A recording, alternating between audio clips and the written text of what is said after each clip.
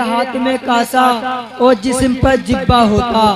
मेरे हाथ में कासा, आका के तरफ इशारा है, मेरे हाथ में कासा और जिस्म पर जिब्बा होता।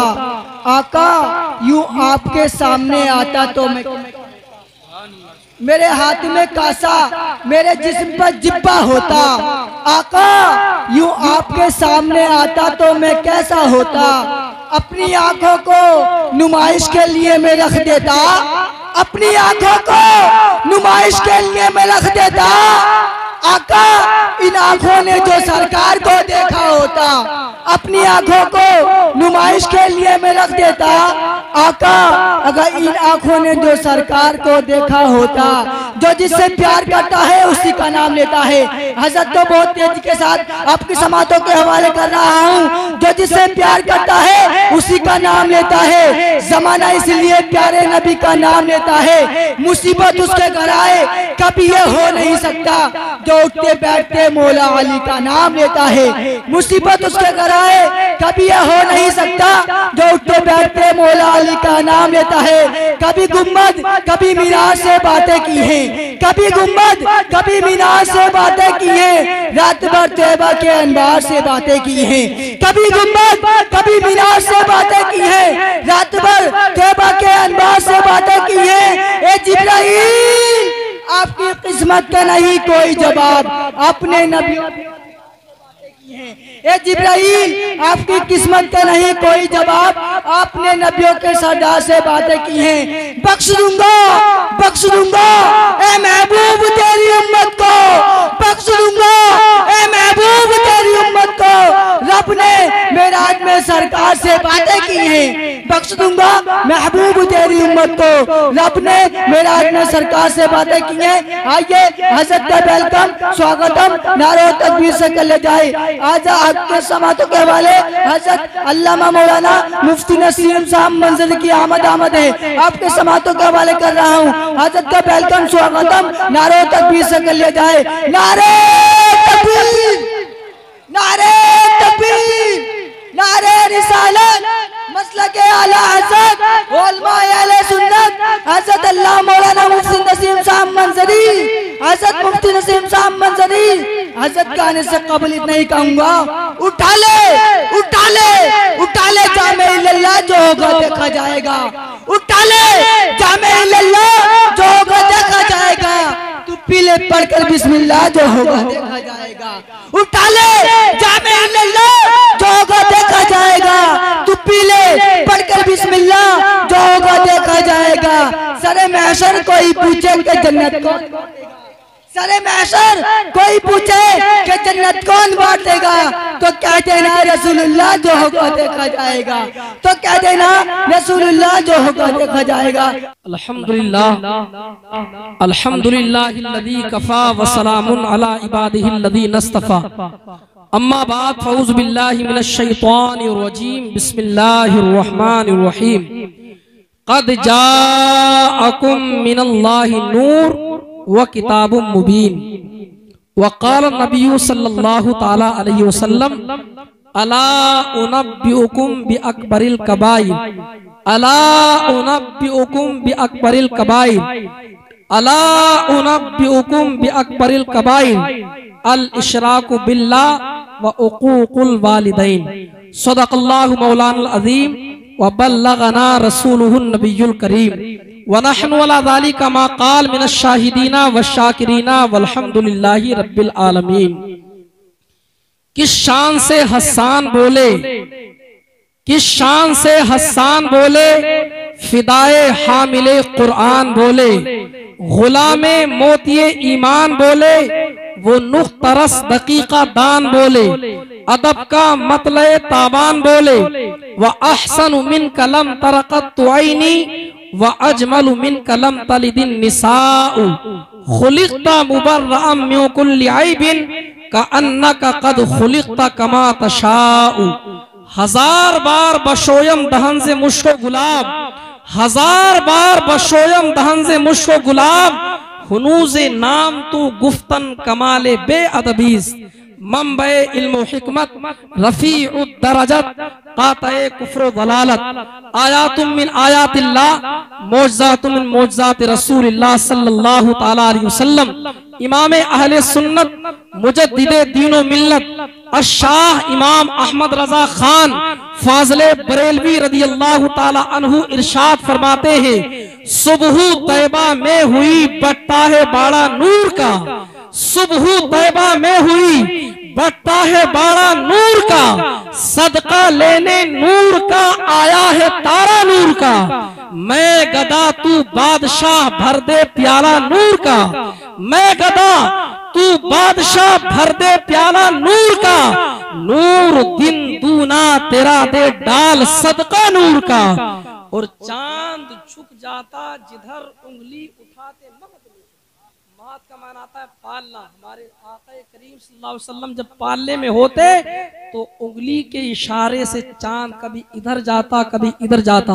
आला हजरत फरमाते हैं, चांद झुक जाता जिधर उंगली उठाते महद में, क्या ही चलता था इशारों पर खिलौना नूर का, और तेरी नस्ले पाक में है बच्चा बच्चा नूर का, तेरी नस्ले पाक में है बच्चा बच्चा नूर का, तू है ऐने नूर तेरा सब घराना नूर का, और ए रजा ये अहमदे नूरी का फैज़े नूर है, ए रजा ये अहमदे नूरी का फैज़े नूर है, हो गई मेरी गजल बढ़कर कसीदा नूर का, हो गई मेरी गजल बढ़कर कसीदा नूर का।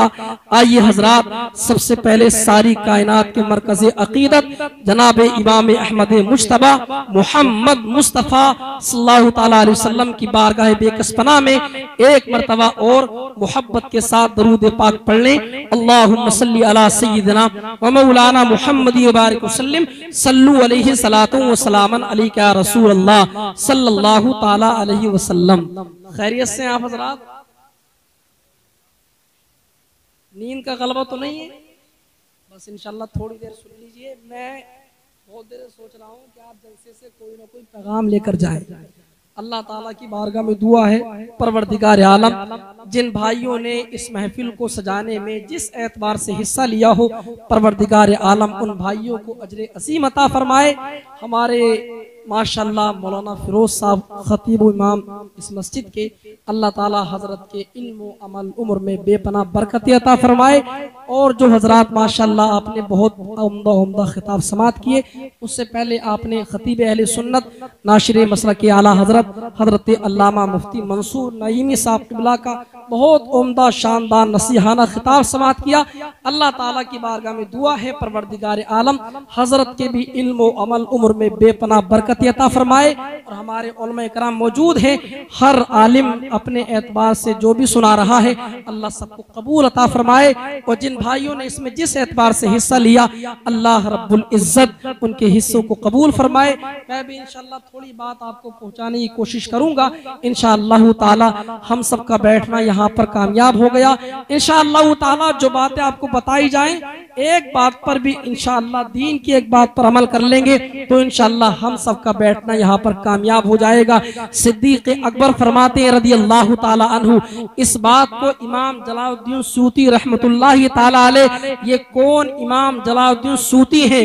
ये वो ज़ाते गिरामी है जिन्होंने हालत बेदारी में 72 मरतबा सरकार की ज़ियारत की। जैसे मैं आपको देख रहा हूँ, इस आलम में इन्होंने 72 मरतबा सरकार की ज़ियारत की है। इमाम जलालुद्दीन सूती अपनी किताब अन-निअमतुल कुबरा के अंदर लिखते हैं कि जिसने मिलादुन नबी मनाने में सरकार की पैदाइश की खुशी में 1 दिरहम खर्च किया तो वो ज़ाते गिरामी जिनके बारे में सरकार फरमाते हैं, मेरी उम्मत में कोई बंदा ऐसा नहीं जिस पर के सूरज तुलू हुआ हो, सूरज गुरूब हुआ हो, वो मेरे अबू बकर से अफजल हो। वो ज़ाते गिरामी जिसके बारे में आका करीम फरमाते हैं मेरे अबू बकर की एक रात की नेकी इतनी है जितनी कि आसमान में सितारे, वो सिद्दीक अकबर है। मेरे आका फरमाते हैं ऐ मेरे सहाबा सुनो सुनो, मैंने सारे सहाबा कराम के एहसानों के बदलों को उतार दिया, लेकिन एक जात वो है जिसके एहसान का बदला ना उतार पाया, उस जात का नाम सिद्दीक अकबर रदियल्लाहु ताला अन्हु है। अजीजान मिल्लत इस्लामिया, वो सिद्दीक अकबर आका करीम फरमाते हैं जब मैदान महशर में उठूंगा तो मेरे दाहिने हाथ में सिद्दीक अकबर का हाथ होगा और बाएं हाथ में फारूक आजम का हाथ होगा। सिद्दीक अकबर फरमाते हैं जिसने सरकार की मिलाद के लिए 1 दिरहम खर्च किया, सिद्दीक अकबर फरमाते हैं उसको मैं जन्नत में अपने साथ ले जाऊंगा। अल्लाह अकबर। हजरत उमर इब्न खत्ताब, ये कौन उमर है? ये वो ज़ात गिरामी है। मेरे आका फरमाते हैं लौ काना बादी नबीयुन लकाना उमर इब्न खत्ताब, मेरे बाद कोई नबी तो नहीं है, मेरे बाद अगर कोई नबी होता तो उमर इब्न खत्ताब नबी होते। ये वो ज़ात गिरामी है। मेरे आका फरमाते हैं कि मेरा उमर ये है कि शैतान तो सबके रास्ते में आता है, लेकिन मेरा उमर ये है इन्न शैतान यफिर्रु मिन ज़िल्ल उमर, शैतान मेरे उमर का साया देख करके भाग जाता है। अल्लाह अकबर। हजरत उमर फरमाते हैं जिसने मिलादुन नबी की ताजीम की उसने गोया के इस्लाम को जिंदा किया। हजरत उस्मान फरमाते हैं जिसने सरकार की पैदाइश के लिए 1 दिरहम खर्च किया, वो बंदा ऐसा है जैसा कि वो बंदा जंग बद्र में हाजिर हुआ, जंग हुनैन में हाजिर हुआ, और वो मौला अली रदियल्लाहु ताला अन्हु जिनके निकाह में सरकार की सबसे प्यारी शहजादी हजरत फातिमा ज़हरा रदियल्लाहु ताला अन्हा है। मेरे आक़े दो जहां के वो सहाबी इरशाद फरमाते हैं जिसने सरकार की मिलाद की ताज़ीम की, आप फरमाते हैं वो ईमान लेकर के आप फरमाते हैं कि जिसने सरकार की पैदाइश की ताजीम की, सरकार दो जहां की पैदाइश मनाने का सबब बना, तो हजरत अली फरमाते हैं वो बंदा ईमान लेकर के दुनिया से जाएगा और जब वो बंदा कब्र से उठेगा तो अल्लाह रब्बुल इज्जत उस बंदे को जन्नत में दाखिल फरमा देगा। अजीज़ान मिल्लत इस्लामिया, ये बात इसलिए बता रहा हूँ, आप सब लोगों ने पैसा खर्च करके इस प्रोग्राम को सजाया है, इंशाअल्लाह ताला आपका पैसा जाया नहीं होगा। वो अल्लाह के महबूब है, अल्लाह के महबूब की पैदाइश की खुशी में इंशाअल्लाह आप जो कुछ खर्च करेंगे अल्लाह ताला आपके गुमान से भी ज्यादा आपको उसका बदला अता फरमाएगा। अजीज़ान मिल्लत इस्लामिया, मैंने जो आयत करीमा पढ़ी है और एक और आयत करीमा मुझे पढ़नी थी। अल्लाह कुरान में फरमाता है वबिल वालिदैनि एहसाना, वालिदैन के साथ हुस्ने सुलूक करो। और पहली आयत करीमा मैंने पढ़ी, अल्लाह कुरान में फरमाता है कद जाअकुम मिनल्लाहि नूर व किताबुम मुबीन, अल्लाह इरशाद फरमाता है तहकीक के तुम्हारे पास आ गया नूर और रोशन किताब। इस हवाले से आपने एक तकरीर भी समाप्त कर ली है। अज़ीज़ान मिल्लत इस्लामिया, सारी कायनात को पैदा करने वाली जात अल्लाह रब्बुल इज्जत की जात गिरामी है। आसमान और जमीन को अल्लाह ही ने पैदा किया, शजरो हजर को अल्लाह ने पैदा किया, अर्शो कुर्सी को अल्लाह ने पैदा किया, जमीन और आसमान को अल्लाह ने पैदा किया।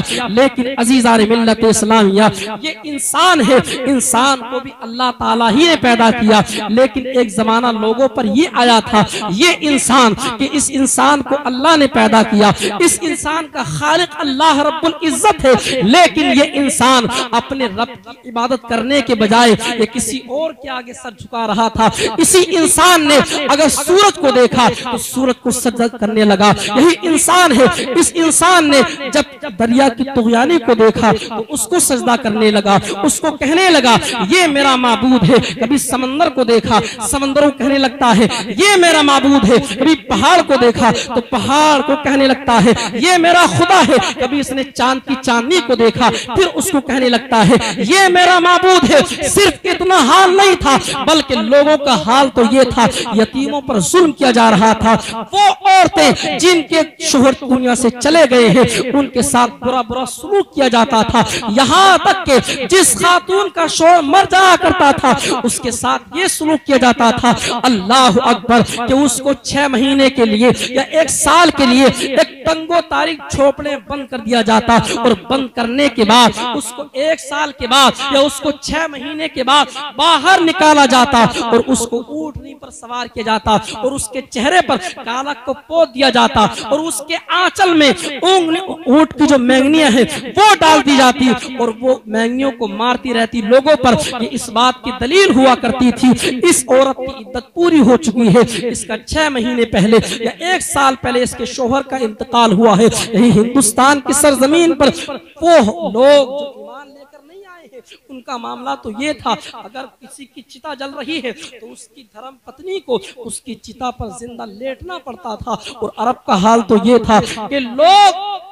लड़कियों के पैदा होने को बहुत बुरा महसूस कर रहे थे, बहुत बुरा फील कर रहे थे। यहाँ तक कि अगर किसी के यहाँ बेटी पैदा हो जाती तो बाप अपनी बेटी के साथ ये सलूक करता कि उसके गले पर अपना पैर रख के दबा देता, उसकी आंखें बाहर निकल जाती। और कुछ लड़कियों के साथ ये सलूक किया जाता कि बहुत गहरा गड्ढा खोद के जिंदा उसको दफन कर दिया जाता। ये सलूक किया जा रहा था। लोगों ने फरियाद की थी, गरीबों ने फरियाद की, यतीमों ने फरियाद की, बेवाओं ने फरियाद की, ऐ परवरदिगार आलम तू अपने किसी महबूब बंदे को भेज दे ये सारी बुराइयों का खात्मा हो सके। तो अजीजान मिल्लत इस्लामिया, उस आलम में अल्लाह रब्बुल इज्जत ने उस जात को, जिस जात को सबसे पहले पैदा फरमाया, मेरे आका फरमाते हैं जब एक सहाबी रसूल ने पूछा या रसूल अल्लाह, अल्लाह रब्बुल इज्जत ने सबसे पहले इस चीज को पैदा फरमाया, तो मेरे आका करीम फरमाते हैं अव्वलु मा खलक़ल्लाहु नूरी, अल्लाह रब्बुल इज्जत ने सबसे पहले तुम्हारे नबी के नूर को पैदा किया। अल्लाह अकबर। अल्लाह के नबी के नूर को उस वक्त में पैदा किया जा चुका था कि उस वक्त न अर्शो कुर्सी का वजूद था, न जमीन और आसमान का वजूद था, न किसी चीज का वजूद था, न लोहे महफूज का वजूद था, न कलम का वजूद था। उस आलम में मेरे आका तशरीफ लेकर आए। आज कुछ वहाबी धोखा देते हैं, आज कुछ देवबंदी धोखा देते हैं कि सरकार ने 40 साल की उम्र में नबुव्वत का ऐलान किया। इसका मतलब यह है कि सरकार को 40 साल की उम्र में नबुव्वत मिली है। मेरे अजीजों मुसलमानों, इस अकीदे में पढ़ के अपने आप में धोखा मत खाना। मेरे आक़े दो जहां ने 40 साल की उम्र में नबुव्वत का ऐलान जरूर किया है, लेकिन मेरे आका कब से नबी है तो हम सरकार की जबानी पूछ लेते हैं तो हम फैसला कर लेंगे, हम हुजूर की मानेंगे, हम किसी वहाबी की नहीं मानेंगे, हम अपने आका की मानेंगे, हम किसी देवबंदी की नहीं मानेंगे। आका करीम फरमाते हैं कुन्तु नबिय्यन व आदम बैनल माई व तीन। मेरे आका फरमाते हैं मैं तो उस वक्त भी नबी था जब हजरत आदम अलैहिस्सलाम का पुतला तैयार भी नहीं। आक़े करीम फरमाते हैं मैं तो उस वक्त भी नबी था जब हजरत आदम अलैहिस्सलाम आबो किल के दरमियान में थे। अल्लाह अकबर। मेरे आका की नूर को अल्लाह ताला ने सबसे पहले पैदा फरमाया, लेकिन आक़े करीम सल्लल्लाहु अलैहि वसल्लम सबसे आखिर में तशरीफ लेकर आए हैं। आइए गुजारिश की गई थी, फरमाइश की गई थी, पैदाइश की, मेरे आका कब तशरीफ लेकर आए? मेरे आक़े दो जहां 12 तारीख को रबीउल अव्वल शरीफ की तशरीफ लेकर आए। हजरत आमना से पूछ लेते हैं ए हुजूर की अम्मी आप बता दो आपके बेटे हम सबके आका किस शान से तशरीफ लेकर आए। तो सुनो हजरत आमना क्या फरमाती हैं, हुजूर की अम्मी क्या फरमाती है। हजरत आमना रदियल्लाहु ताला अन्हा फरमाती है जब मेरे बेटे मोहम्मद पैदा होने वाले थे सल्लल्लाहु ताला अलैहि वसल्लम, मुझे 2 चीजों की फिक्र लायक थी। पहली चीज कि मेरे घर में तेल नहीं था, चराग तो था लेकिन चराग में तेल नहीं था, और दूसरी मुझे फिक्र लायक ये थी जिस औरत के बच्चा पैदा होता है वहां किसी दाई का मौजूद होना जरूरी होता है। मुझे ये 2 फिक्र लायक थी। पहली फिक्र क्या लायक थी? मेरे चराग में तेल नहीं था, अंधेरा ही अंधेरा था, और दूसरी फिक्र मुझे ये लायक थी मेरे पास कोई औरत मौजूद नहीं थी। अल्लाह अकबर। हजरत आमना फरमाती है हुजूर की अम्मी इरशाद फरमाती है अचानक मैंने क्या देखा, जब मेरे बेटे पैदा होने वाले हैं अचानक मेरे मकान की दीवार फट गई और लंबे लंबे कदों वाली औरतें दाखिल होती है। अल्लाह अकबर। पहली खातून ने आकर कहा मैं हव्वा हूँ, आदम अलैहिस्सलाम की बीवी हूँ। दूसरी खातून ने कहा मैं फिरौन की बीवी आसिया हूँ। तीसरी खातून ने कहा मैं इस्माइल की अम्मी हाजरा हूँ, और चौथी खातून ने कहा मैं ईसा अलैहिस्सलाम की अम्मी मरियम हूँ। अल्लाह अकबर। इसलिए आई हो इमामुल अंबिया की इमाम मुबारक हो, तुम्हारे घर जो शहजादा पैदा होने वाला है वो आम बच्चों की तरह बच्चा नहीं है, बल्कि वो सारे नबियों का इमाम होगा, सारे नबियों का ताजदार होगा।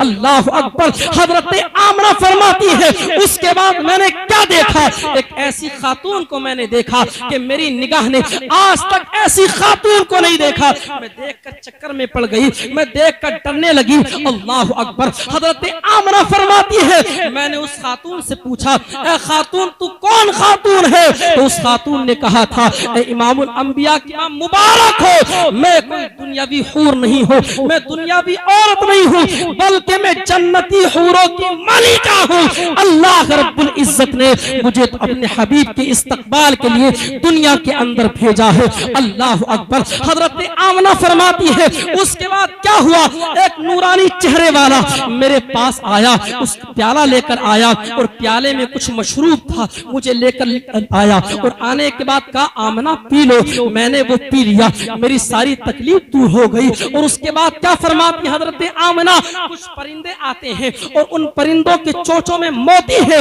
वो आते हैं और आने के बाद वो परिंदे उन मोतियों को मेरे बिस्तर पर डाल देते हैं। अल्लाह अकबर। ऐसे आलम में मेरे आका तशरीफ लेकर आते हैं। हजरत आमना फरमाती है जब मेरे बेटे मोहम्मद इब्ने अब्दुल्ला सल्लल्लाहु ताला अलैहि वसल्लम दुनिया में तशरीफ लेकर आए तो इतना नूर फैलता है, इतनी रोशनी फैलती है, इतना नूर फैलता है। मैंने उस रोशनी में शाम के महल्लात को देखा, मैंने उस रोशनी में शाम के महल्लात को देख लिया।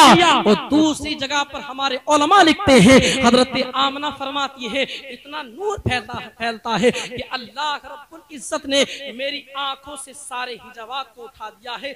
जहां पर सूरज निकलता है और जहां जाकर सूरज डूबता है, अल्लाह अकबर, जहां सूरज निकलता है उसको मशरिक कहा जाता है, जहां जाके डूबता है उसको मगरिब कहा जाता है। हजरत आमना फरमाती है मशरिक से लेकर मगरिब तक जितने हिजाबात, जितने पर्दे थे, अल्लाह ने सारे पर्दों को हटा दिया, इतना नूर फैला। और फरमाती है दूसरी जगह पर हमारे उलमा लिखते हैं इतना नूर फैलता है। मक्का से ईरान कितनी दूरी पर है, बहुत दूर है मुल्क ईरान।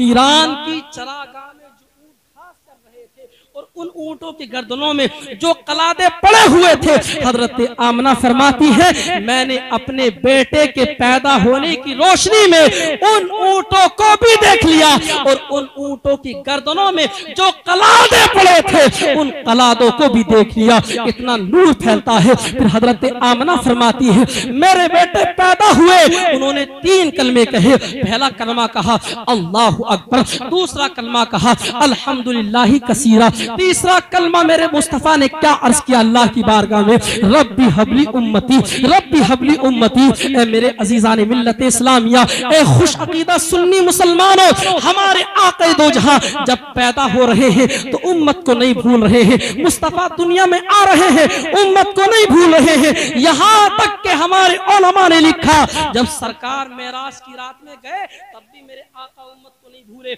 मेरे मुस्तफा करीम जब मेराज की रात में गए तो आप जानते हैं मेरे आका जब मेराज की रात में पहुंचे तो अल्लाह रब्बुल इज्जत ने अपने हबीब से क्या फरमाया। और आका करीम फरमाते हैं जब मैं मेराज की रात में गया तो क्या देखता हूँ कि अल्लाह रब्बुल इज्जत मुझसे कहता है ऐ मेरे प्यारे हबीब तुम जानते हो मेरी कायनात का दुल्हा कौन है, मेरी कायनात का राजा कौन है, मेरी कायनात का दुल्हा कौन है। मेरे आका फरमाते हैं अल्लाह ने सवाल किया था, मैं अदब की वजह से वहां पर खामोश रहा, मैं जवाब ना दे सका, तो अल्लाह ताला मुझे ऐसी जगह ले गया। याद रखो अल्लाह चलने से पाक है, अल्लाह जिस्मानियत से पाक है, लेकिन जैसा उसकी शान के लायक है आका करीम फरमाते हैं अल्लाह ताला मुझे ऐसे मकाम पर ले गया जहां उसकी शान के लायक है। अल्लाह ताला मुझको ले गया और ले जाने के बाद आका करीम फरमाते हैं अल्लाह ने एक पर्दा हटाने का हुक्म दिया और हटाने के बाद आका करीम फरमाते हैं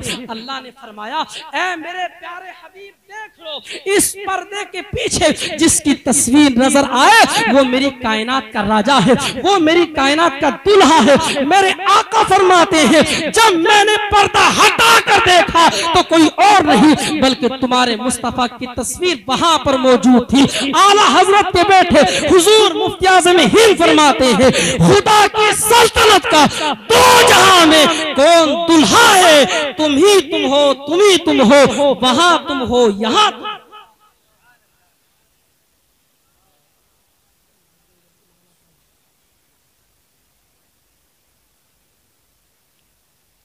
खुदा की सल्तनत का दो जहां में कौन दुल्हा है, तुम ही तुम हो, तुम ही तुम हो, यहाँ तुम हो, वहां तुम हो। आक़े करीम फरमाते हैं, जब मैं मेराज की रात में गया तो अल्लाह रब्बुल इज्जत ने मुझसे 70,000 मर्तबा कहा, हुजूर के लिए यहाँ पर बैठे हो, सुनो तो सही, मेरे आका अपनी उम्मत को किसी हाल में नहीं भूलते। मेरे मुस्तफा उम्मत से इतना प्यार करते हैं, इतनी मोहब्बत करते हैं, हजारों करोड़ों बाप एक औलाद को वो प्यार नहीं कर सकते जो मेरे आका दो जहां अपनी उम्मत से प्यार करते हैं। आका फरमाते हैं, अल्लाह रब्बुल इज्जत ने मेराज की रात में मुझसे 70,000 मर्तबा कहा, ए हबीब मांग लो क्या मांगते हो, ए हबीब मांग लो क्या मांगते हो। जब इस बात को हुजूर ने फातिमा ज़हरा से कहा था तो फातिमा ज़हरा ने कहा, अब्बा जान या रसूल अल्लाह बताओ तो सही आपने क्या क्या मांगा। इतनी ज्यादा मर्तबा अल्लाह ने कहा, 70,000 मर्तबा मेरे रब ने फरमाया, हबीब मांग लो क्या मांगते हो, मांगो क्या मांगते हो। अल्लाह अकबर। मेरे आका फरमाते हैं, मेरी बेटी सुनो फातिमा, अल्लाह रब्बुल इज्जत ने 70,000 मर्तबा मुझसे ये कहा, मेरे हबीब मांगो क्या मांगते हो, मांगो क्या मांगते हो। तो मैं 70,000 मर्तबा में हर बार में यही कहता रहा, परवरदिगार आलम मुझे कुछ नहीं चाहिए, मुझे एक ही चीज चाहिए, तू मेरी गुनाहगार उम्मत को बख्श देना। अल्लाह अकबर। 70,000 मर्तबा अल्लाह के कहने के बाद आक़े करीम फरमाते हैं, मैंने यही कहा कि ऐ परवरदिगार आलम तू मेरी गुनाहगार उम्मत को बख्श देना। तो आक़े करीम फरमाते हैं, अल्लाह ने इरशाद फरमाया, मेरे हबीब जाओ और फिक्र मत करना, गम मत करना, मैदान महशर में जिसके बारे में तुम कह दोगे इसको जहन्नम में डाल दिया जाए, उसको जहन्नम में डाल दिया जाएगा, और जिसके बारे में तुम कह दोगे कि इसको जन्नत में दाखिल कर दिया जाए, उसको जन्नत में दाखिल कर दिया जाएगा। बताओ तो अजीजान मिल्लत इस्लामिया, मेरे आका अपनी उम्मत को कहाँ कहाँ नहीं भूले। मेराज की रात में गए तब भी मेरे मुस्तफा उम्मत को नहीं भूले, मेरे आका पैदा हुए तो मेरे आका उम्मत को नहीं भूले। और हाल तो ये है, पूरी जिंदगी मेरे आका अपनी जाहिरी हयात में उम्मत के लिए पहाड़ों की खो में जाकर के रोते रहे, आंसू बहाते रहे। और मेरे सरकार जब जाहिरी एतबार से दुनिया से गए, बेटे हजरत कुसुम बिन अब्बास कहते हैं, जब हुजूर का विसाल हुआ ना और हुजूर को कब्र के अंदर रखा गया, तो हजरत कुसुम बिन अब्बास कहते हैं, मैं कब्र से सबसे आखिर में निकला तो मैंने क्या देखा, मेरे आका के होठ हिल रहे हैं, मेरे आका के लबहाए मुबारक हरकत कर रहे हैं। अल्लाह अकबर। हजरत कुसुम बिन अब्बास सहाबी रसूल कहते हैं, मैंने कान लगा करके सुना कि मेरे हुजूर क्या फरमा रहे हैं। तो हजरत अब्बास के बेटे हजरत कुसुम बिन अब्बास कहते हैं कि मैंने जब कान लगा करके सुना तो मेरे आका अल्लाह की बारगाह में अर्ज कर रहे हैं, रब्बी उम्मती रब्बी उम्मती रब्बी उम्मती रब्बी उम्मती, मौला मेरी उम्मत मेरी उम्मत, मौला मेरी उम्मत मेरी उम्मत। अजीजान मिल्लत इस्लामिया, हुजूर पैदा हो रहे हैं, उम्मत को नहीं भूलते। मेरे आका दो जहां मेराज की रात में गए तो मेरे आका उम्मत को नहीं भूलते, और मेरे आका दुनिया से जा रहे हैं तो मेरे आका दो जहां उम्मत को नहीं भूलते। ऐ मुसलमानों, तुम अपने हुजूर को कैसे भूल जाते हो, तुम अपने आका को कैसे भुला देते हो। इमाम गजाली ने लिखा है, हाल तो ये है कि अगर सरकार के किसी उम्मती के पैर में कांटा चुभ जाता है, इसकी तकलीफ भी मेरे आका को होती है, इसकी तकलीफ भी मेरे मुस्तफा को होती है। एक हदीस पाक मेरे आका फरमाते हैं, ऐ मेरे सहाबा अपने मुर्दों को रंज मत पहुंचाओ। हुजूर के सहाबा ने पूछा, या रसूल अल्लाह हम मुर्दों को रंज पहुंचाते हैं? कहा हाँ, तुम मुर्दों को रंज पहुंचाते हो। कहा कैसे? कहा इस तरीके से कि हर हफ्ते तुम्हारे नामे आमाल मेरे सामने पीर के दिन पेश होते हैं, और हाल ये होता है कि जो तुम्हारे चले गए उनके सामने जिंदा लोगों के घर वालों के नामे आमाल जुमेरात को पेश होते हैं। जब वो तुम्हारे अच्छे आमाल को देखते हैं तो बहुत खुश होते हैं, और जब वो आपके बुरे आमाल को देखते हैं। किसी के वालिद का इंतकाल हो गया, बेटे के जब नामे अमाल पेश होते हैं कि बेटा छोड़कर आए थे, बेटा ये गुल खिला रहा है, बेटी छोड़कर आए थे, बेटी ये काम कर रही है। जब वो गुनाह देखते हैं तो उनको तकलीफ होती है, जब वो नेक काम देखते हैं तो खुश हो जाते हैं। इसलिए मेरे आका करीम फरमाते हैं अपने मुर्दों को रंज मत पहुंचाओ। मेरे अजीजों, आपको क्या क्या सुनाऊं, वक्त नहीं है। मेरे आका दुनिया में तशरीफ ना लाए थे तो अंधेरा ही अंधेरा था, अंधेरा ही अंधेरा था, तारीकी ही तारीकी थी। और मेरे मुस्तफा जब तशरीफ लेकर आ गए तो उजाला ही उजाला हो गया। अब यतीमों को सताया नहीं जाएगा, बल्कि सरकार ने फरमाया फजीलत बताई यतीम की। आका करीम फरमाते हैं जो यतीम से मोहब्बत करेगा, और मोहब्बत करने के साथ साथ यतीम कौन होता है? यतीम वो होता है जिसके वालिद का इंतकाल हो गया हो, जिसकी वालिदा का इंतकाल हो गया हो। मेरे आका फरमाते हैं जिसने यतीम के सर पर मोहब्बत से हाथ फेर दिया, आका फरमाते हैं जिसने यतीम के सर पर मोहब्बत के साथ, प्यार के साथ अपने हाथ को फेर दिया, जितने बाल हाथ फेरने में आएंगे अल्लाह ताला इस बंदे को इतनी नेकी अता फरमाएगा। अल्लाह अकबर। और लोग बेटियों से नफरत कर रहे थे इस आलम में। मेरे आका ने फरमाया तुम लोग तो बेटियों से नफरत करते हो, लेकिन मुस्तफा ने फरमाया फातिमा तु बुदातु मिन्नी, फातिमा मेरा टुकड़ा है। और आका करीम ने फरमाया जिस घर में बेटी पैदा होती है उसमें 70,000 फरिश्ते उतरते हैं और उस बेटी के सर पर दस्ते शफ़क़त रखते हैं। बेटा पैदा होता है तो ये रहमत देखने को नहीं मिलती, लेकिन जब बेटी पैदा होती है 70,000 फरिश्ते उतरते हैं। बेटी होती है तो रहमत नाजिल होती है। ऐ मुसलमानों, बेटियों से नफरत ना करो, बेटियों से मोहब्बत करो। मुस्तफा करीम की नस्ल पाक बेटियों से चली है, बेटों से नहीं चली। आका करीम के बेटे पैदा हुए थे, लेकिन बचपन ही के आलम में उनका विसाल हो गया। अजीजान मिल्लत इस्लामिया, इस जश्न ईद मिलादुन नबी से आपको कोई ना कोई पैगाम लेकर के जाना है। हर साल अपने आक़े दो जहां की मिलाद मनाओ, इंशाअल्लाह ताला तुम हुजूर की मिलाद मनाओगे। ये तो मिलाद अल्लाह ताला ने भी मनाई है। आज लोग पूछते कहां पर लिखा है, किस किताब में लिखा है, ये भी देखने की जरूरत है। हमारे अब्बू जी हज को जाएं तो हम लिखते हैं हज मुबारक, और इतनी सजावट लगाते हैं और इतना पैसा खर्च करते हैं, और उसमें ये भी नहीं पता कि हज कबूल हुआ कि कबूल नहीं हुआ। बच्चा पैदा हो हम इतना लंबा बर्थडे मनाते हैं, इतनी सजावट करते हैं, और ये नहीं पूछते कहां पर लिखा हुआ है। हुजूर नबी अकरम जब पैदा हुए तो अल्लाह रब्बुल इज्जत ने क्या किया? हजरत आमना फरमाती है जब मेरे बेटे पैदा हुए मैंने 3 चीजें देखी। पहली चीज मैंने ये देखी कि अल्लाह रब्बुल इज्जत ने आसमान के सारे सितारों को मेरी घर की छत पर जमा कर दिया है। अल्लाह अकबर। और आसमान से लेकर के जमीन तक नूर ही नूर है। हुजूर की अम्मी फरमाती है मैंने फरिश्तों को देखा और वो ज़बान से कुछ बोल रहे थे तो मैंने कान लगा करके सुना, तो वो कहते हैं या नबी सलाम अलैका, या रसूल सलाम अलैका, या हबीब सलाम अलैका।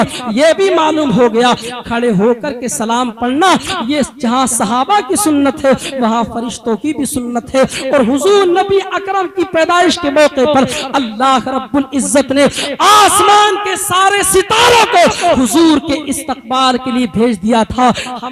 हम गुलामान मुस्तफा, हम हुजूर के आशिक आसमान के सितारे नहीं लाते, बल्कि ये दुनियावी लाइट लगा करके उसी सुन्नत को जिंदा करते हैं। इसलिए मुसलमानों तो हुजूर का मिलाद मनाओगे तो इंशाअल्लाह सवाब जरूर पाओगे। अब वक्त हो रहा है, थोड़ी बात और सुन लो। अल्लाह दूसरी जगह कुरान में फरमाता है वबिल वालिदैनी इहसाना, वालिदैन के साथ हुस्ने सुलूक करो। आप सरकार से मोहब्बत करते हैं, हुजूर से प्यार करते हैं और प्यार का दावा करते हैं। मेरे अजीजों याद रखो जिसको जिससे मोहब्बत होती है उसकी अदाओं को अपने अंदर लाने की भरपूर कोशिश करता है। करता कि नहीं करता है? मोहब्बत तब होगी जब हुजूर के फरामीन पर चलोगे। प्यार तब होगा जब हुजूर ने जिन बातों के बारे में फरमाया है आपको ये काम करना है वो काम करोगे तब तो हुजूर के आशिक कहलाओगे, हुजूर के सच्चे उम्मती कहलाओगे। अगर वो काम नहीं करोगे आपको खुद अपना मुहासबा कर लेना है,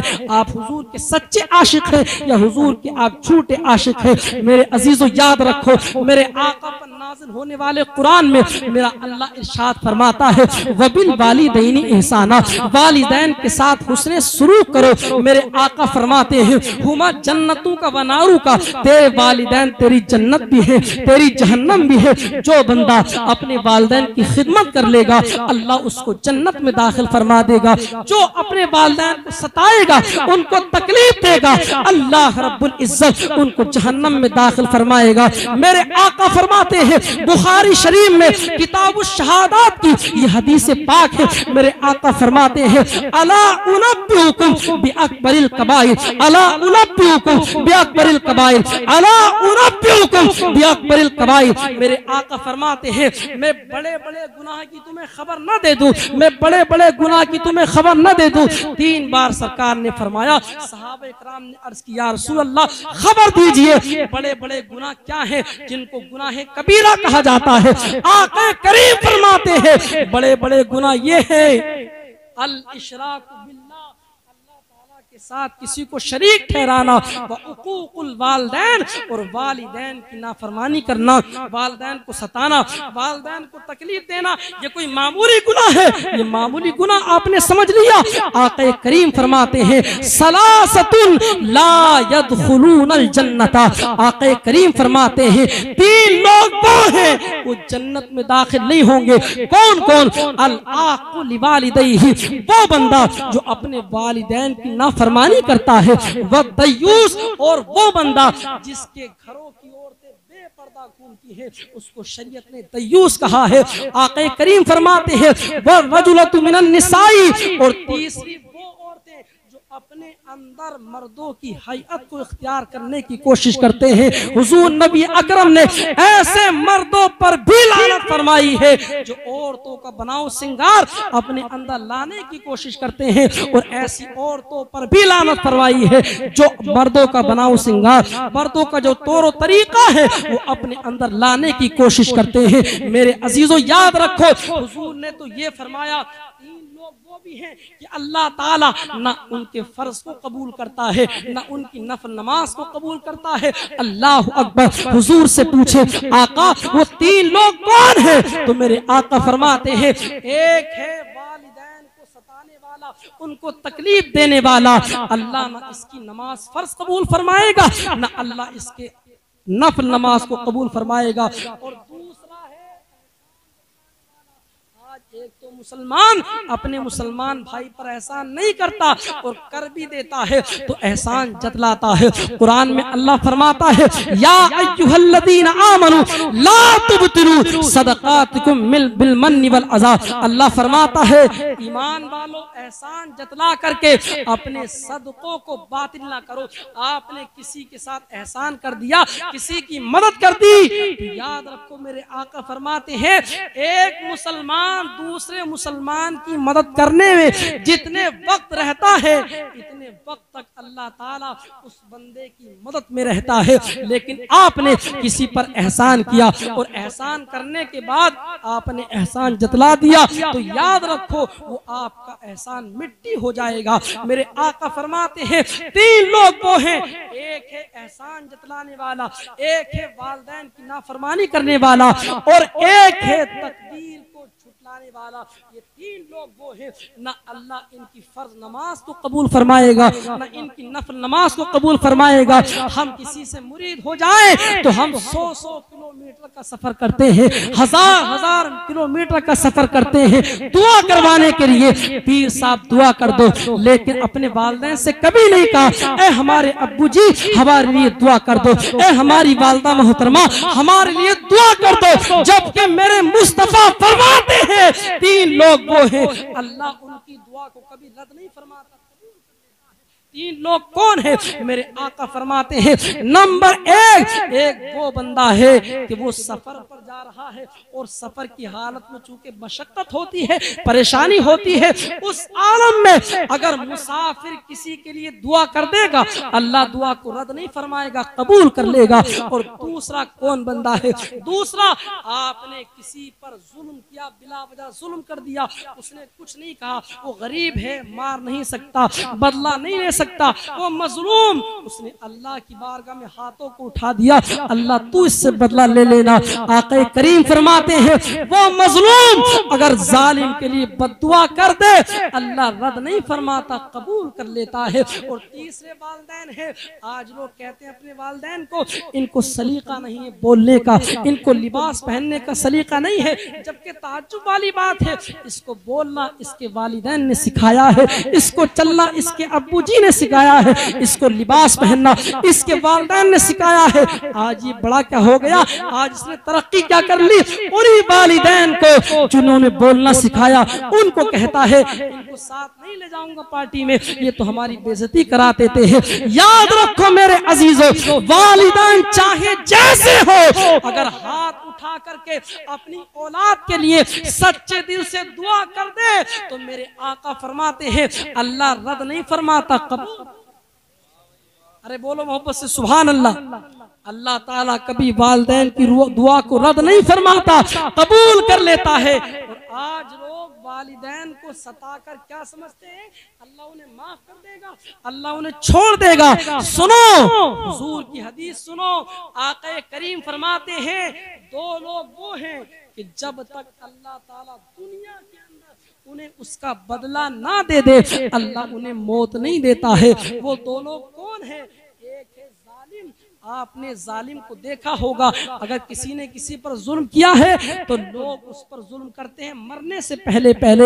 एक जालिम बंदा है, जब तक अल्लाह ताला उसके जुल्म का बदला उसे दुनिया में ना दे दे उसको मौत नहीं देता है, उसको मौत नहीं देगा। और दूसरा है वालिदैन को सताने वाला, तकलीफ देने वाला। अगर किसी ने अपने वालिदैन को तकलीफ दी है, अगर सताया है, तो याद रखो जितना उसने अपने वालिदैन को सताया है, जब इसका इंतकाल होगा, इंतकाल होने से पहले इसकी औलाद इसको इतना ज्यादा सताएगी जितना इसने अपने वालिदैन को सताया है। ये हुजूर की हदीस आपको सुना रहा हूँ, कोई कहानी नहीं सुना रहा। ऐ मेरे अजीजों, अगर आपके वालिदैन जिंदा हैं तो देख लो, जाड़े में जिस बिस्तर पर आप सोते हो तो चेक कर लो उसी बिस्तर पर आपके वालिदैन सो रहे हैं कि नहीं सो रहे। आज तो हाल ये होता है, मालदारों का हाल ये है, अल्लाह माफ करे, मालदारों का हाल ये है कि वीआईपी घर में खुद रहते हैं और छोटी सी झोपड़ी बना करके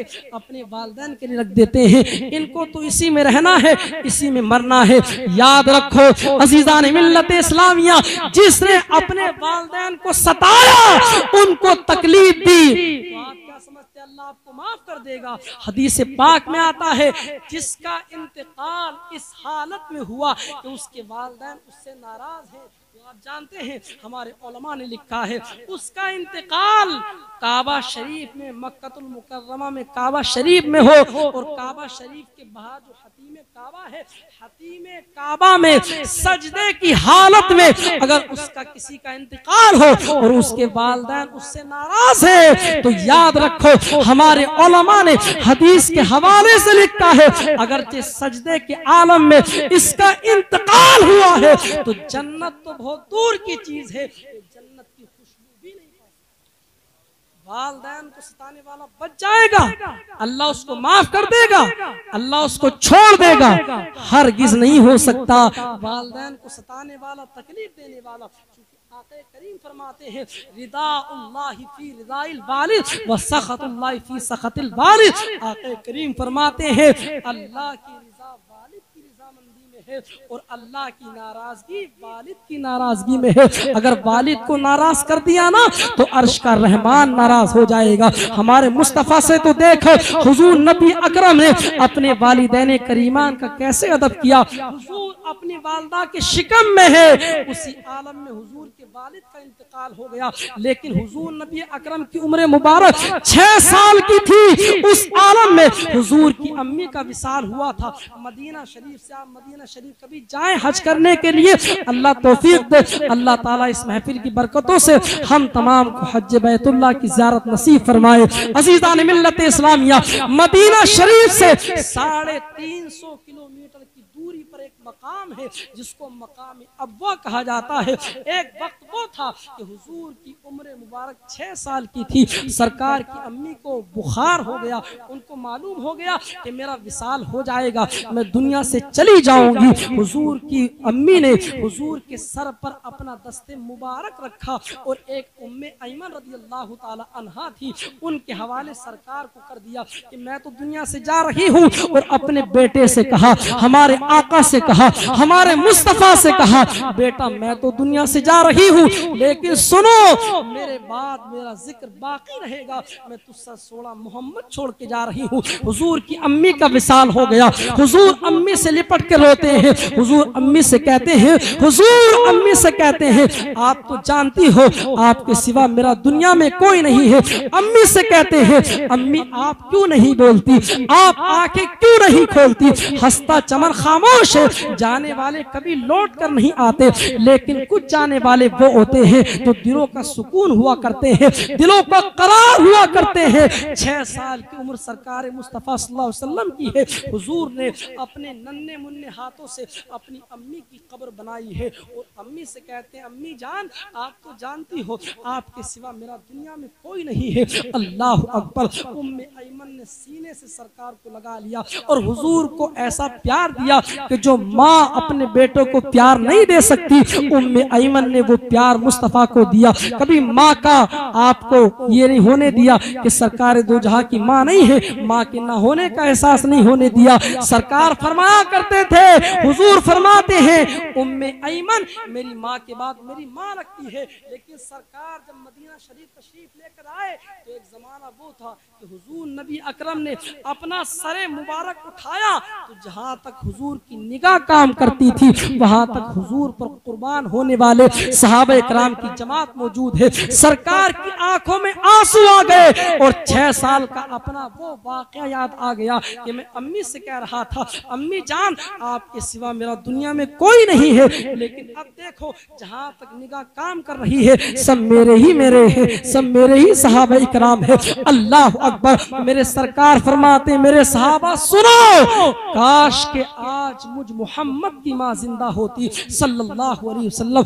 आक़ा करीम फरमाते हैं, काश के आज मुझ मोहम्मद की माँ जिंदा होती, के अंदर नमाज इशा पढ़ा रहा होता और नमाज इशा में सूरे फातिहा की तिलावत भी कर चुका होता। फिर मेरी अम्मी को मुझसे कोई काम याद आ जाता, वो मस्जिद नबवी के दरवाजे पर खड़े होकर के कहती, इब्नी मोहम्मद सल्लल्लाहु अलैहि वसल्लम, बेटा मोहम्मद मेरी बात सुनो। मेरे आका फरमाते हैं, नमाज तोड़ करके अपनी अम्मी की बात को सुन लेता। ये माँ का मकाम होता है, ये माँ का मर्तबा होता है। आपने बायज़ीद बुस्तामी का वाकया सुना होगा कि वो अल्लाह का दीदार करने के लिए एक ज़माने तक तकरीबन 12 साल बाहर रहे, इसलिए अल्लाह का दीदार हो जाए, जैसा उसकी शान के लायक है दीदार करवाना। हजरत बायज़ीद बुस्तामी 12 साल तक जंगलों में रहे, लेकिन 12 साल के बाद जब अपने घर आए दरवाजा खटखटाया, कहा अम्मी जान। कहा कौन?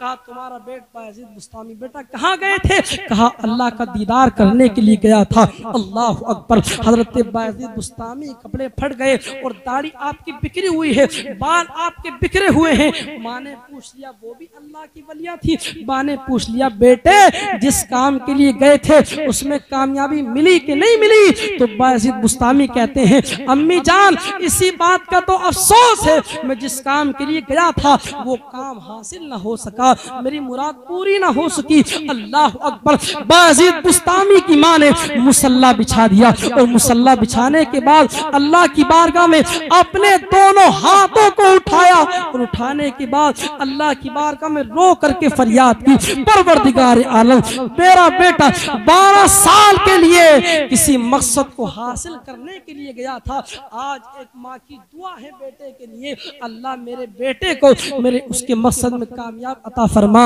हजरत बायज़ीद बुस्तामी कहते हैं, मेरी माँ ने अभी हाथ अपने मुंह पर नहीं फेरे थे कि अल्लाह रब्बुल इज्जत ने मुझे मेरे मकसद में फौरन कामयाब कर दिया। बायज़ीद बुस्तामी कहते हैं, दुनिया वालों मैं जिस कामयाबी को दुनिया में तलाश कर रहा वो कामयाबी तो खुद मेरे घर मौजूद है। मैं ये नहीं कहता आप किसी पीर के मुरीद मत होइए, पीर साहब के पास भी जाइए, लेकिन खबरदार अगर आपके वालिदैन नाराज है, अगर उनको आपने तकलीफ दी है, कितनी नमाज पढ़ लो, कितना सदका कर लो, कितनी ज़कात दे लो, सारा घर लुटा दो, लेकिन कसम खुदा की याद रखो जब तक आपके वालिदैन नाराज रहेंगे अल्लाह न आपके फराइज कबूल फरमाएगा, न अल्लाह आपके नवाफिल कबूल फरमाएगा। आज यही शिकायतें मिलती हैं, लोगों के फोन आते हैं, लोग आकर के कहते हैं हजरत कोई तावीज़ दे दो। कहा क्या हो गया? कहा हाल ये हो गया कि हमारा बेटा हमारा कहना नहीं मानता, हमारा बेटा हमको तकलीफ देता है, हमारे बेटे के सामने बोलते हुए डर लगता है, बेटा कभी कभी तो हमें मारना शुरू कर देता है। अल्लाह अकबर, कुरान ने तो ये तालीम दी थी वालिदैन के साथ हुस्ने सुलूक करो। ए मुसलमानों, तुम अपने आप को सरकार का आशिक कहते हो और हुजूर के फरमान पर अमल नहीं करते। आशिक तो वो होता है अपने महबूब की सारी अदाओं को अपने अंदर लाने की कोशिश करता है। ए मेरे अजीजों, इस दर्स से, इस महफिल से ये पैगाम लेकर जाओ, अगर किसी के वालिदैन नाराज हो तो जाकर के जलसे के बाद उनसे माफी मांग लो और आइंदा के लिए उनसे कह दो हम कभी भी आपकी शान में गुस्ताखी नहीं करेंगे, उनकी फरमाबरदारी करो। उनकी फरमाबरदारी करोगे तो अल्लाह रब्बुल इज्जत आपके रिस्क में बरकतें भी अता फरमाएगा, और जब आप बूढ़े होंगे तो अल्लाह ताला ऑटोमेटिकली ऐसा इंतजाम फरमा देगा कि आपकी औलाद आपकी खिदमत करेगी। और अगर आपके वालिदैन नाराज हो गए थे और दुनिया से चले गए, तब भी हमारे उलमा ने उनको राजी करने के तरीके लिखे हदीस पाक का सहारा लेकर के। अगर किसी के वालिदैन नाराज हैं तो आप उनकी कब्र पर जाइए और उनकी कब्र पे जा करके सूरह यासीन की तिलावत कीजिए। आका करीम फरमाते हैं जो अपने वालिदैन की कब्र की ज़ियारत को कसरत के साथ जाता है, जब उसका इंतकाल होगा फरिश्ते उसकी कब्र को ज़ियारत करने के लिए आएंगे। और अगर आपके वालिदैन नाराज हो गए थे, दुनिया से चले गए, तो उसका भी तरीका हमारे उलमा ने लिखा है कि आपके वालिद के जो भाई आपके चचा हैं उनके साथ हुस्ने सुलूक करो। हमारे उलमा ने लिखा है आप अपने वालिद के भाई के साथ हुस्ने सुलूक करोगे, उनकी रूह खुश हो जाएगी और वो आपको माफ कर देंगे। और माँ नाराज होकर चली गई थी तो आका करीम की हदीस पाक का मफ़हूम है, उसका सहारा लेकर के हमारे उलमा ने लिखा है अगर माँ नाराज हो गई थी तो अपनी खाला के साथ, अम्मी की बहन के साथ वो खाला हुई, उनके साथ हुस्ने सुलूक करोगे, इंशाअल्लाह उनकी रूह खुश होगी और आपकी अम्मी आपको माफ कर देंगी। हुजूर ने तो ये भी फरमाया कि आपके वालिदैन दुनिया से चले जाएं, जाने के बाद औलाद पर हक ये है कसरत के साथ उनके लिए इसाले सवाब करे। इसाले सवाब के बहुत से तरीके हैं। अगर आपके यहाँ मदरसा चलता हो, पढ़ने वाले बच्चे हो, उनको अपने वालिदैन की जानिब से कुरान लेकर के दे दो। इंशाअल्लाह ताला जब तक वो बच्चे कुरान पढ़ेंगे आपके वालिदैन को उसका सवाब पहुंचता रहेगा। कोई वालिदैन बच्चा गरीब है, बाहर के बच्चे यहाँ पर रहते हो, उनको कपड़े लेकर के दे दो। सर्दी आ रही है, मस्जिद में अपने वालिदैन की जानिब से आप गर्म पानी का इंतजाम कर दो। नमाजी हजरात जब जब उससे वुजू करेंगे आपके वालिदैन को नमाज का सवाब पहुंचता रहेगा। मुसलमानों, नेक काम करने के लिए बहुत है, लेकिन हम करते करते थक जाएंगे, हमारे नेक काम सुनते सुनते खत्म नहीं होंगे। अजीजान मिल्लत इस्लामिया, अगर औलाद को जन्नत चाहिए तो अपने वालिदैन की खिदमत करे, और अगर औरत को जन्नत चाहिए तो अपने शोहर की खिदमत करे। आका करीम फरमाते हैं जिस औरत का इंतकाल इस आलम में हुआ कि उसका शोहर उससे राजी है, मेरे आका फरमाते हैं उस औरत को जन्नत में जाने से कोई रोक नहीं सकता। बात बस खत्म होती है इंशाअल्लाह ताला, बस 2-3 मिनट और समाप्त करें। आका करीम फरमाते हैं जिस औरत का इंतकाल इस आलम में हुआ कि उसका शोहर उससे राजी है, उसको जन्नत में जाने से कोई रोक नहीं सकता। अगर औरत को जन्नत चाहिए तो अपने शोहर की खिदमत करे। आके दो जहां फरमाते हैं जब मैं मेराज की रात में गया तो मैंने कुछ औरतों को देखा और जहन्नम में कसरत के साथ मैंने औरतों कसरत इसलिए है ये औरतें अपनी जबान से अपने शोहरों को तकलीफ देती हैं, और कुछ औरतों को सरकार ने देखा कि उनको अल्लाह ताला ने जबानों के बल जहन्नम में लटका दिया। पूछा ये कौन लोग हैं? जिब्रील अमी अर्ज करते या रसूल अल्लाह, ये वो औरतें हैं अपनी जबान से अपने शोहर को तकलीफ देती थी। औरतों याद रखो मेरी माँ बहनों, आप नमाज कितनी पढ़ लो, ज़कात कितनी दे लो, अगर आपका शोहर आपसे नाराज है, ना अल्लाह आपके फराइज कबूल करेगा, ना अल्लाह आपके नवाफिल कबूल करेगा। अगर आपको जन्नत चाहिए तो इस्लाम की पाबंदी करने के साथ साथ अपने शोहरों की खिदमत करो। और औरतों को भी चाहिए, मर्दों को भी चाहिए कि अपनी बीवियों पर जुल्म ना करें, उनके साथ हुस्ने सुलूक करें। मेरे आक़ा दो जहां फरमाते हैं, अगर किसी बीवी के अंदर, किसी बीवी के अंदर, किसी औरत के अंदर बहुत ज्यादा बुराइयां हैं तो कुछ अच्छी बात भी तो होंगी। आका फरमाते हैं अच्छाइयों पर निगाह रखो और बुराइयों को छोड़ दो। और दूसरी जानिब औरतों को फरमाया, औरतों सुनो, अगर मैं अल्लाह के सिवा किसी को सजदा करने को जायज कह देता तो सबसे पहले मैं औरतों को हुक्म देता कि वह अपने शोहरों को सजदा करे। मुसलमानों, आप सरकार के आशिक हो, अपने वालिदैन की फरमा बरदारी करो।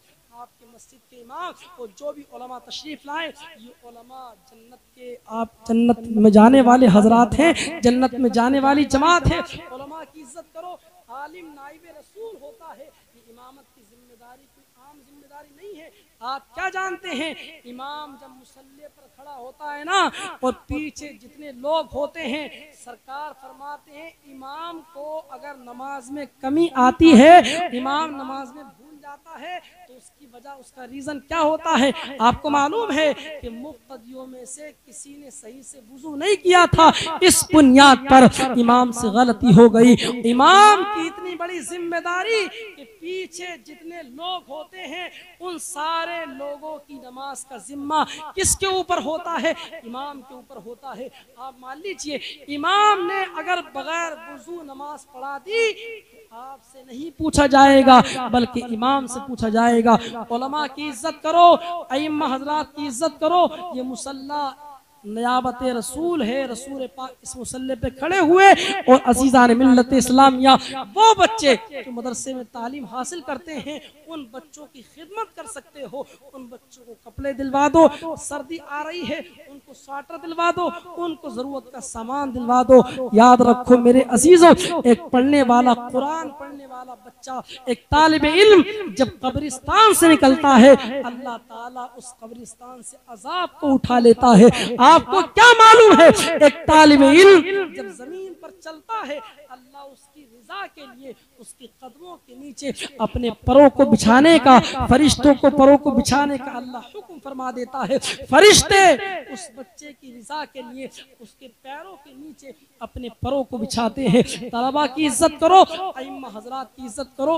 इमाम कायद होता है, नाइब रसूल होता है, उसे गुलाम मत समझो। आप इनको गुलाम समझोगे तो याद रखो जलील हो जाओगे। और हाँ, मैं बात भूल गया, याद रखिए, आप नमाज की पाबंदी कीजिए।